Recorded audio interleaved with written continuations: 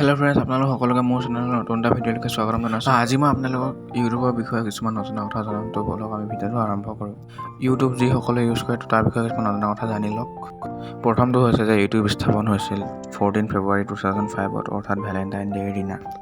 ছেকেণ্ডটো হৈছে যে প্ৰথম ভিডিঅ' ইউটিউবত 23 এপ্ৰিল 2005 আপলোড কৰা হৈছিল।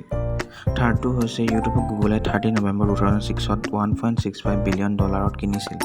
আপোনালোকৰ ভিডিঅ'টো চাই ভাল লাগিছেনে? আপোনালোকে ইউটিউবৰ CEO কোন জানেনে? যদি নাজানে তেন্তে জানি লওক যে ইউটিউবৰ CEO হৈছে সুজান ৱচিকি।